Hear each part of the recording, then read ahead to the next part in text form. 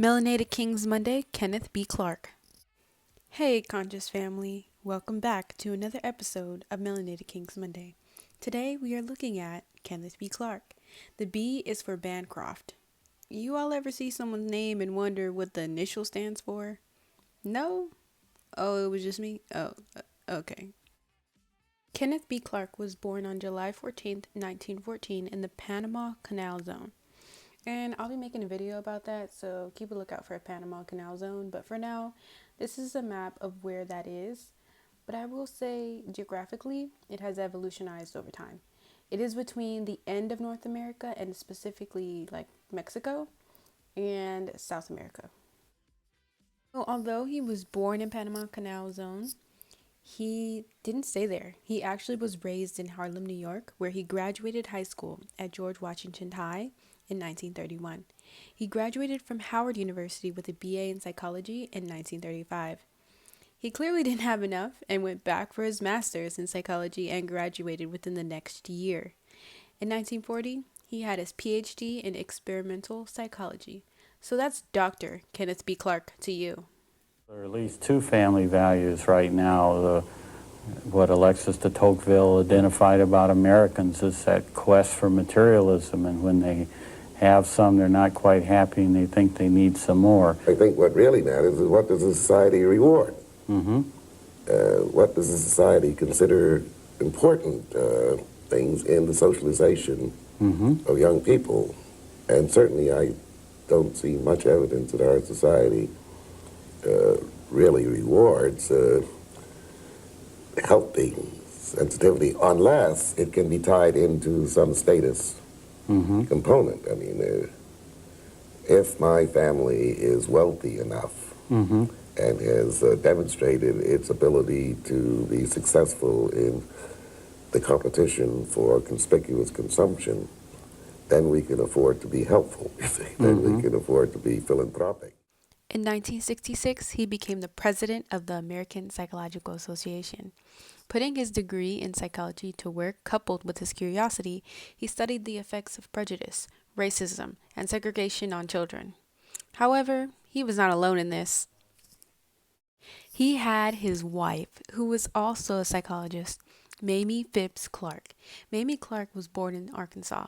However, she also obtained her bachelor's and master's degree from Howard University, just like her husband. And get this, Mamie and Kenneth Clark were the first African American man and woman to obtain their doctoral degrees in psychology from Columbia University. Wow, now talk about Black excellence. Kenneth Clark was the first African American man tenured full professor at the City College of New York, the first African American to be president of APA, and the first African American appointed to the New York State Board of Regents. Together, the Clarks founded the North Side Center for Children's Development in 1946 in Harlem, New York. Intelligence. What do you want to see differently? I want to go back to something you said. There is a dangerous world out there, and I presume implied in your recognition of the dangerous world is that we should be prepared to cope with that danger. I certainly agree that there's a dangerous world out there, but I think that we're part of that dangerous world. And to me, a very important part of the danger is that each group or tribe or nation of human beings believe that the dangers are always outside, and we have to protect. It's the other guy. It's the other guy whom we must protect ourselves from.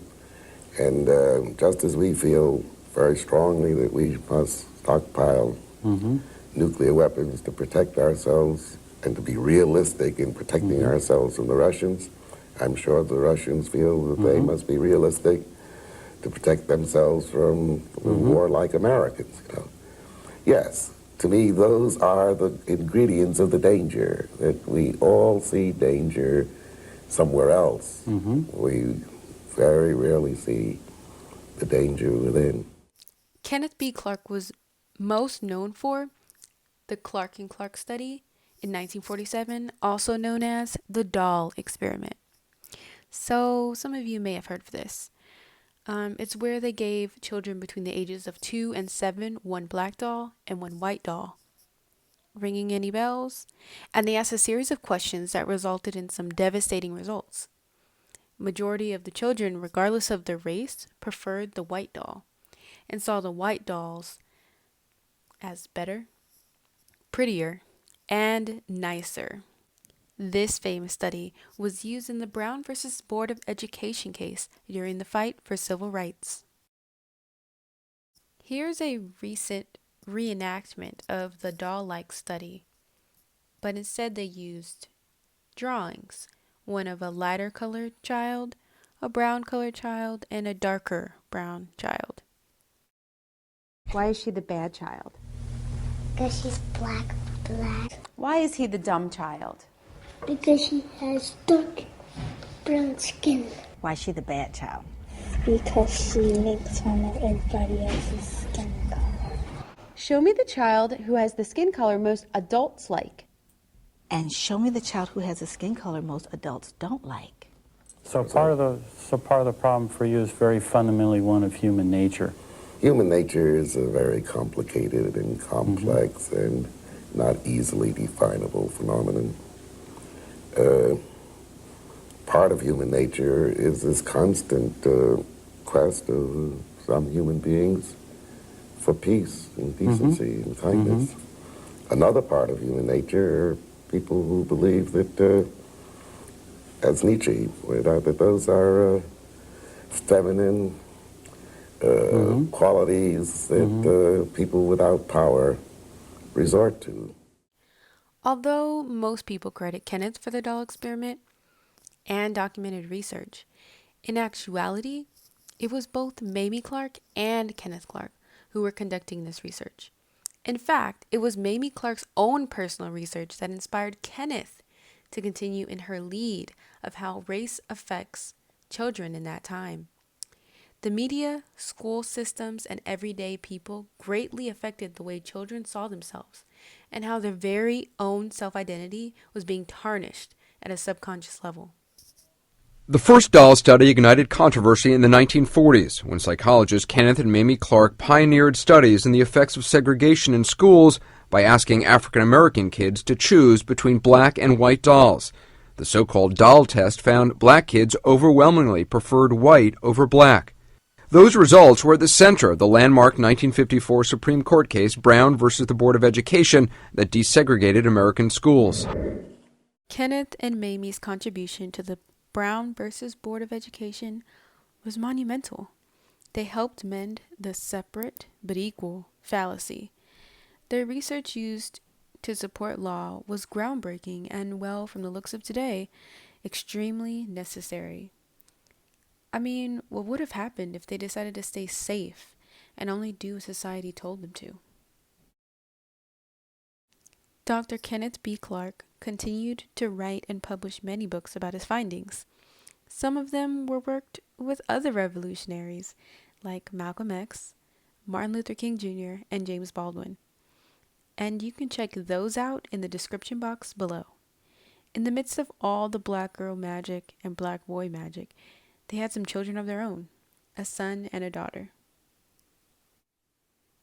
Their daughter, Kate Clark Harris, directed the Northside Center for Child Development for 4 years after her mother's death, and Kenneth Clark passed in May 2005, about 20 years after Mamie. What you're looking at right now is the About Us section for the Northside Center for Child Development.